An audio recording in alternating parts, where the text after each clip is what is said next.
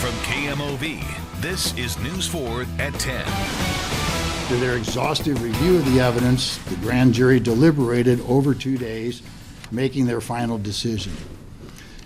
They determined that no probable cause exists to file any charge against Officer Wilson and returned a no true bill on each of the 5 indictments. Breaking late this evening, Ferguson police officer Darren Wilson will not be indicted on charges in connection with the Michael Brown shooting. That news coming less than 2 hours ago. It caused major reaction throughout our area tonight. We want to take you live to Ferguson. We've been on the air since 5 o'clock tonight, showing you these live images. Protesters taking to the streets in front of the Ferguson PD. News 4 has team coverage tonight. Let's get right to Matt Cesney in Ferguson outside the PD. Yeah, Sharon, I can tell you right now, the police remain here in front of the police department. A small group of protesters here remain. But I can tell you what's going on down South Florissant Road. If we can swing this way, there's a car on fire. I can see another fire further on down the street. So the chaos is very close to where we are right now.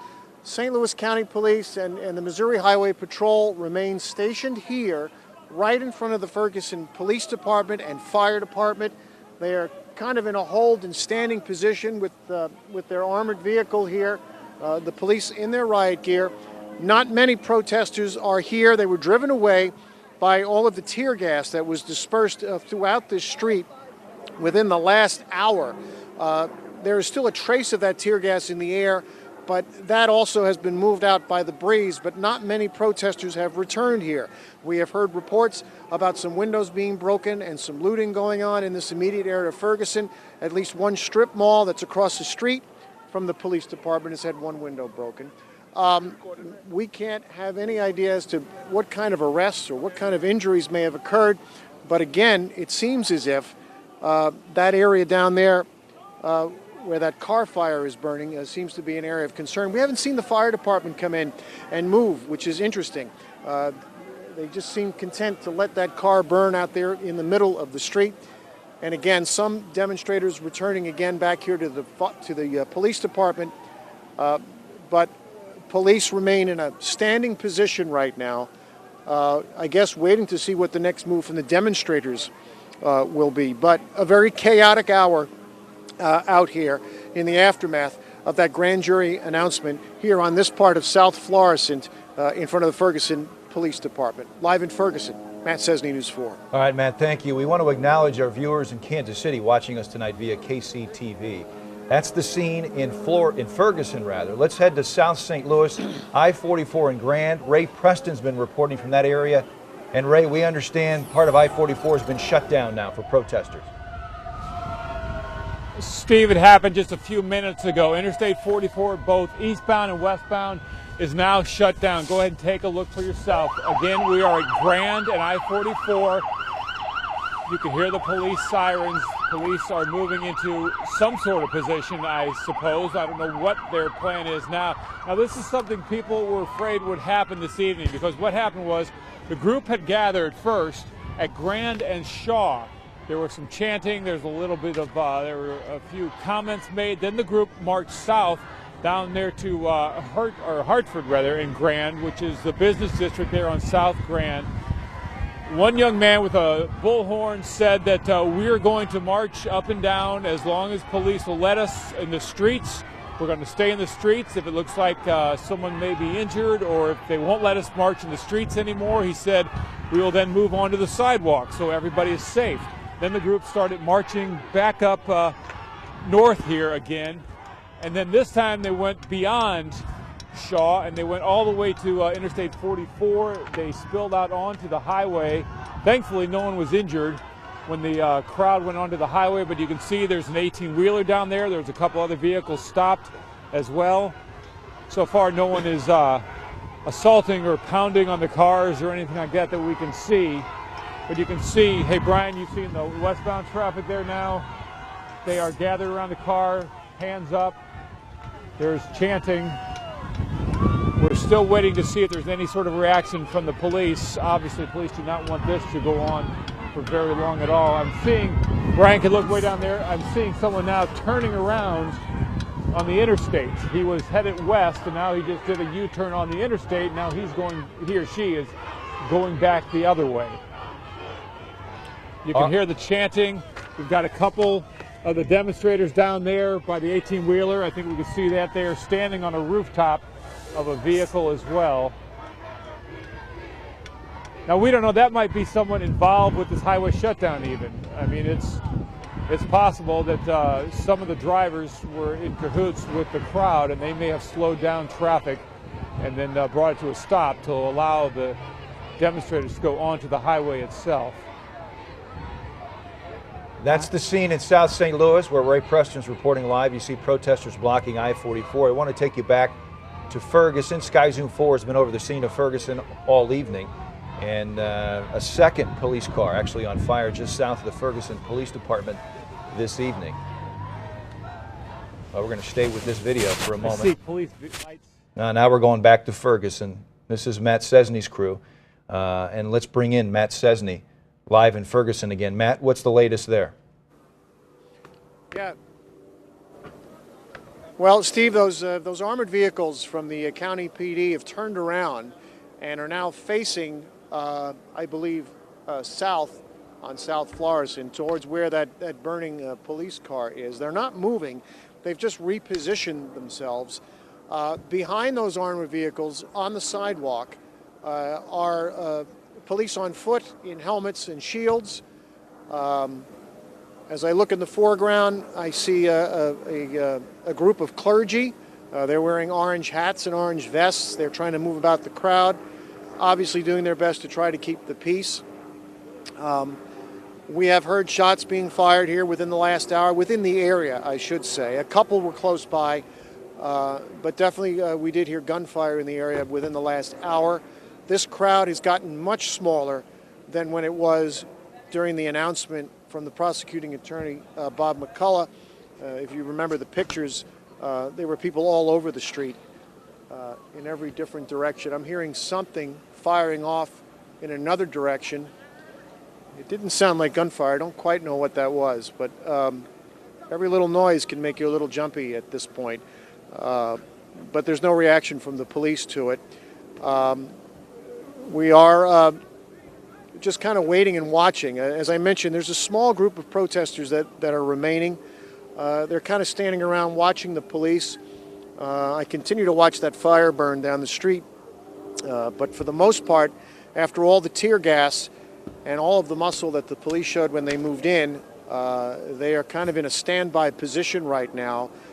Clearly their intention is to maintain some sort of order directly in front of the Ferguson Police Department, and for what it's worth, they may have achieved that right now, but they had to put out a great deal of manpower in order to do that. I'm looking at another group of police in riot gear that are assembled behind a van. I don't know if they're intent on making some kind of a offensive action or move, but again, not a lot of demonstrators out here remaining, and a little bit of media still remaining out here right now. But everybody's kind of just standing and watching at this point. Steve? All right, thank you, Matt. Matt Cesney reporting from Ferguson. Julian Johnson is in Ferguson as well. Robin Smith is in Ferguson as well. Robin's at South Florissant. And Paul and Robin, I understand that you have seen Captain Ron Johnson on the scene, on the ground, close to your location. Okay, I didn't know. Hi, guys. I'm actually with Captain Ron Johnson. You cannot see me. I'm also with another commander in St. Louis County Police. What we're looking at behind us is a car that's on fire. The fire has been continued to burn in that vehicle. You also have protesters, not protesters, I should really say spectators, people just shouting, hands up, don't shoot. But so far it's been peaceful, and I was talking with Captain Ron Johnson about the fact that he has been out here. He has had, I saw him with his arms around people in the crowd, just talking to them. He doesn't have on protective gear, and the officers are keeping to their promise to interact with the crowds. Again, though, at this point, they have cut off anyone coming in at Paul and South Florissant. And so right now what they're saying is that they need to open up the street and bring some vehicles through. How you doing? I'm fine. Nice to see you, sir. At this point, though, however, and I'm coming up to the camera right now, what they're trying to do is part the way so that people won't be on the road. But right now, South Florissant has been totally shut down. And again, people are just here shouting, hands up, don't shoot. It's been peaceful so far. We did have a gentleman, though, who was injured about a block away from here. They had to bring an ambulance in. The gentleman apparently told other witnesses that they forced him out of his car. They left him on the ground with oxygen. We saw the ambulance come in to address that. But other than that incident, we really haven't seen any injuries. But again, that flame continues to burn. That car continues to burn straight down the street here behind me. I don't know if we can zoom in past these people to see it. And again, this has just been a crowd talking and chanting, but nothing more. Sharon, That's Steve. Robin Smith reporting it on South Florissant and Paul. Let's go back to Matt Cesney. And Matt, we're seeing police in protective gear, riot gear. We see the shields. We also have reports that we saw a couple of shotguns. Have you seen the same? Yeah. Well, I did. I saw what looked like weapons or whatever the police were holding pointed straight up the street. And they were pointed at vehicles that were actually coming down South Florissant towards the police department. These officers were holding those weapons up and waving the cars to turn around and not come down here. And as you might expect, the drivers immediately complied. They stopped, turned around, and left. But we are continuing to see vehicles try to come down South Florissant, and the police are not taking that lightly. They may be taking that as an offensive maneuver, and they're not letting it just go by. They are turning those cars around forcibly, and by displaying those weapons. They certainly don't want anyone to come speeding into the area. So that's the situation. There it is again. You can see it. Here comes a car, and it's got its signal light on, and it's turning into the parking lot where I am. But I don't even know if the driver saw that. But how nerve-wracking can that be? And continually, one by one, we keep seeing vehicles try to come down the street, and those police are keeping a keen eye on whatever comes down. That's the situation. So, anything but calm right now, Steve. They've got some order here, but no one is certainly calm because I have the officers doing that in front of us, and I continue to watch. Now I see a second fire down South Florissant. Hey, Matt. Might be another vehicle. It looks like another vehicle set on fire. Yes. Matt, wondering how close you are to the Walgreens. We see a fire truck parked outside. Reports of a fire there. We're not sure if it's active or not, but we certainly see activity, and it appears to be hoses run. Yeah. And smoke. Yeah, I'm a considerable distance from the Walgreens. Yeah, I probably can't even see the smoke looking up. That Walgreens is several blocks away from where I am. I believe it's up near the corner of Hereford and South Florissant. That is not near our position right now, but if you can see over my shoulder this way, there's a second car fire going further down South Florissant from the police department, and I haven't seen a fire truck get down this area yet to those fires, and the fire department is directly across the street from where we are right now. But I'd say tense is the best way to describe the situation out here right now. Tense. Yeah, Back to you. Yeah, we can understand that. Certainly there's more smoke. The longer we stay on the Walgreens, the more we see an appearance of smoke. We see fire trucks on the scene. We see hoses being run. I think we're seeing more smoke. Yeah, and then there's the location on the right. Our Ray Preston is standing by. 44 shut down. Demonstrators blocked that highway, and police are on the scene. And as you can see, several motorists, well, they're stuck. Let's go to Ray Preston. Ray, what can you tell us? Yeah, they are, like you said, they're stuck right now. This is eastbound traffic. It is at a standstill, westbound as well. Now, the driver in that 18-wheeler just let go with a blast on his horn. That got the attention of the crowd. Some had moved toward the truck itself. So far, though, there does not seem to be any pounding on the vehicles or anything like that. People are just hanging out here for right now, and police, for the most part, are just letting them. This happened about 15, 20 minutes ago or so. Now, some of the, well, actually, we have barricades. Hey, Brian, can you see those orange barricades there? Those are the westbound lanes. And okay, I understand we have Sky Zoom 4 up so we can see some aerial shots on this. You can see some 18-wheelers, though, are pulled over onto the side, just waiting to see what happens here, waiting to be able to get through.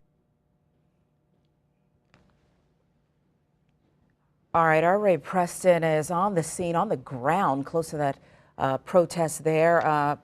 44 shut down both directions, and police, as he said, allowing it to happen, just sit back for now. But certainly, we've seen things deteriorate here. On the left side of the screen, Walgreens has caught fire. That within the past 30 minutes, crews actively on the scene there. We just heard via tweet from St. Louis County Police they are responding to a shooting in the 9100 block of Halls Ferry. The 9100 block of Halls Ferry, St. Louis County Police responding to a shooting. So what was once a peaceful night certainly is erupting into another night of what we've seen, well, what we saw 3 months ago in August in Ferguson.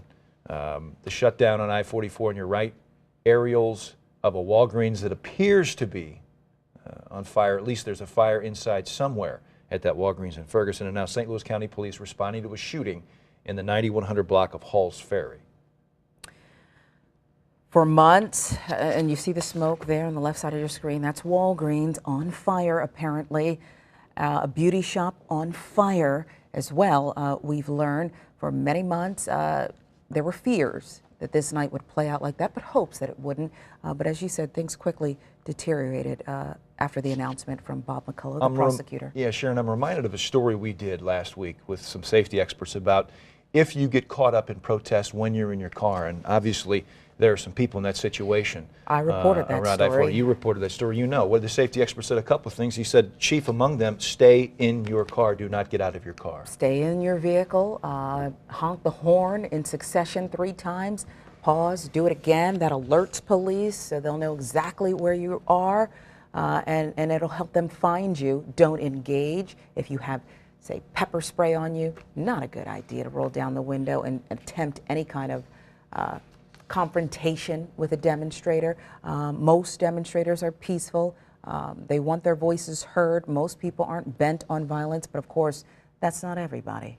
Among the reasons your safety experts say don't use the pepper spray or the mace, it can come back on you. You're more likely to do just as much damage to yourself as you are somebody else who may be outside your car. We're looking at live scenes on 44 on your right. We're in the Grand and 44 area where protesters have blocked traffic, stopped traffic. The scene on the left from Sky Zoom 4 over a Walgreens in Ferguson.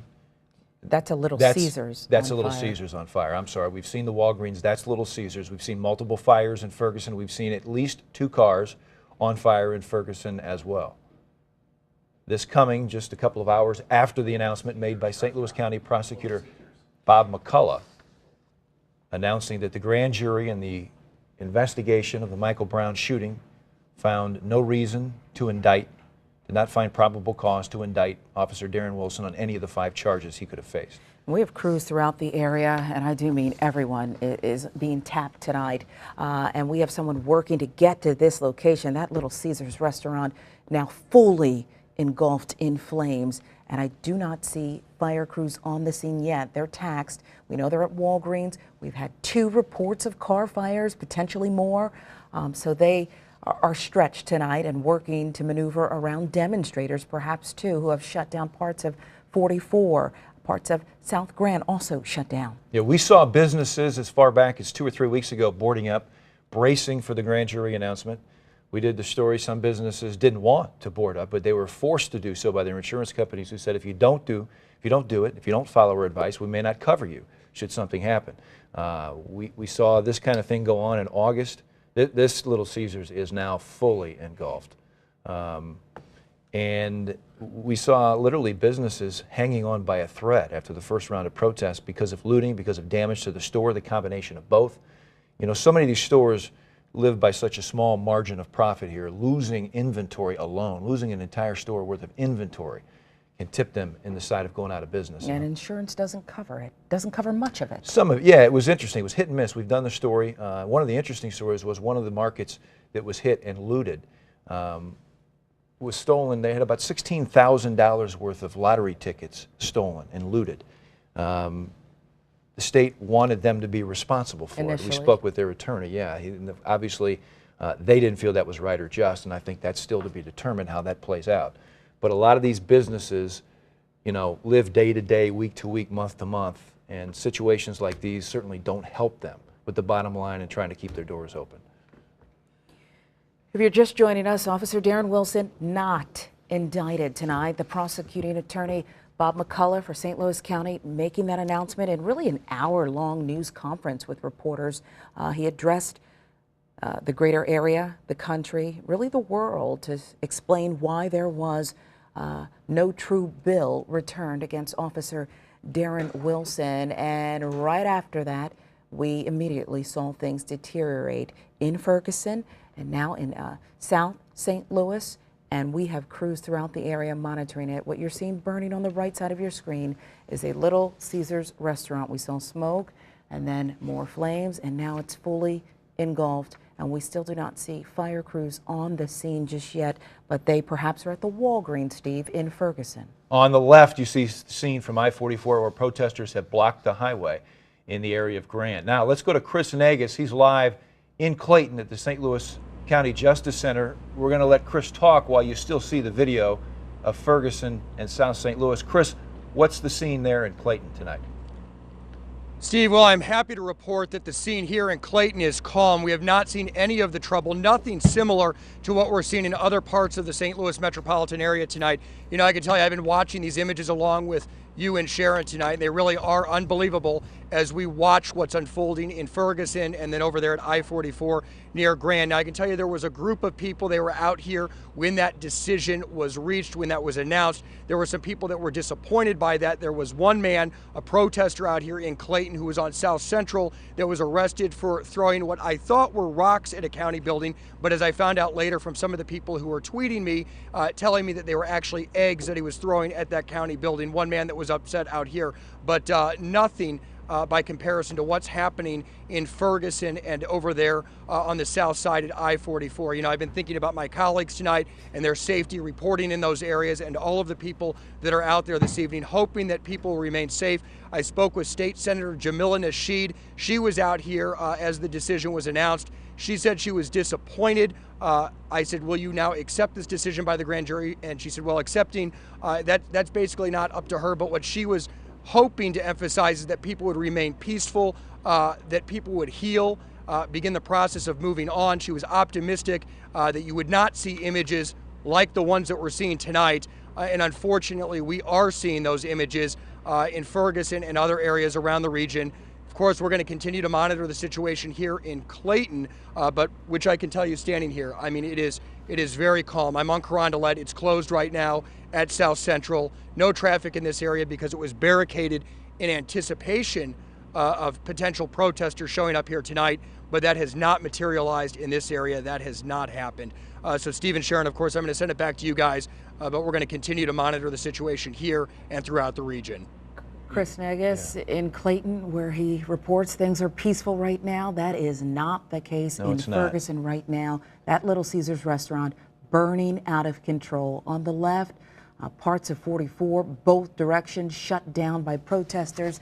There are several motorists who are trapped inside their vehicles, stuck, surrounded by all the protest and perhaps some unrest. That fire raging in Ferguson. We're going to head to Ferguson right now and reestablish contact with Matt Cesney. Matt, I understand that you are seeing or feeling or hearing or sensing tear gas coming your way. Yeah, Steve, I'm a considerable distance from that Little Caesars, but down this way, down South Florissant, there's another car fire burning, and we did see what looked like tear gas canisters being fired into the air, and then a lot of people came running up the street again towards the Ferguson Police Department. It looked like it was tear gas that had been shot in the air over there. I want to show you what's over here. As soon as that occurred, these officers over here by the armored vehicles immediately came out and got into a ready position also. And they are staying close to their vehicles, but they are also watching the crowd as they stay and hold their position in front of the Ferguson Fire Department. More people are coming down from where we saw that car fire, and they continue to see a chopper overhead. And so now there's considerably more people here than we saw a little while ago in front of the Ferguson Police Department. So it most likely was tear gas that had been shot into the air down there. Again, people milling about up and down, and police not interacting immediately right now with any of these people out here.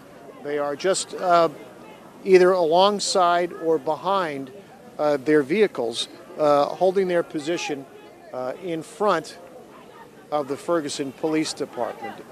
We'll keep an eye on the situation as we have all evening, and we'll let you know as soon as anything changes here. Steve? All right, thank you, Matt. Meanwhile, Julian Johnson has changed locations. He's moved to the scene of that raging fire at the Little Caesars location. And Julian, we see that firefighters have arrived. They started to fight that fire, but they are clearly losing the battle at this point. Yeah, Steve, this thing is really going at this point. Yeah, they have about 2 or 3 hoses on it right now, but the fire is still going really, really strong. This is happening near the corner of South Florissant and Airport Road, just across the street from that Walgreens, if you're familiar with this area. And this fire is very intense. It's given off a lot of heat at this point. Firefighters arrived on the scene just a short time ago to try to get a handle on it. But as you said, it's not a winning battle at this point for them. There's a lot of onlookers that have come out here, not protesters, just people standing around and taking this all in. It's an almost surreal scene out here because just a short while ago, this Little Caesars, I'm quite sure some of them went in to get some pizza, and now it's on fire at this point. It's just unbelievable to see it. Julian, stay with us if you can. I wonder, as firefighters work to get this blaze under control, who's watching their back? It doesn't seem to be any police officers, out here with them. But as I said, there's no protesters that I see that are being aggressive toward the firefighters. It's just people out here sort of looking on, taking this all in. Firefighters, they're allowing them to do their job. I don't think anybody's really interfering with them at this point. There's a lot of media out here trying to get shots. So it's okay for them at this point. Wait. Was that the Walgreens? Yeah. We did see some looting happening at a nearby Aaron's. The Walgreens that's across the street from the Aaron's, that's now full of smoke. It was full of smoke a little bit earlier. We were getting reports that was on fire. There's a person that just ran out of there as well. So it's possible that it's being looted and it's on fire at the same time. Well, Julian, give us a sense, how close are the two fires? How close is that Walgreens to the Little Caesars? The Little Caesars is only, I'd say a block, I guess, from the Walgreens. The Walgreens and the Little Caesars are only a block apart. The Aaron's that was looted is just right across the street from that Walgreens. So it's possible, that the same person who may have set this Little Caesars fire may have also set that Walgreens fire. We're not sure, but the Walgreens is very smoky at this point. And the firefighters are still trying to get a handle on this Little Caesars fire that is still really going. The roof looks like it's about to collapse at this point. Yeah, we're watching it play out live. Yeah, it's coming down. The firefighters certainly have their work cut out for them. The arrow shot as well on the left side of the screen. We do want to bring in our Russell Kinsall, who's at 44 in Grand right now. Police have formed a line, Russell, as 44 remains shut down both directions. The crowd showing you the large crowd that's out here. probably a couple of hundred people that are in the traffic lanes of the highway or on the side of the road blocking traffic out here. Police actually have put out some barricades on the westbound lanes to keep traffic from coming this way. And incredibly, there is an 18-wheeler back there that is trying to turn around in the lanes of traffic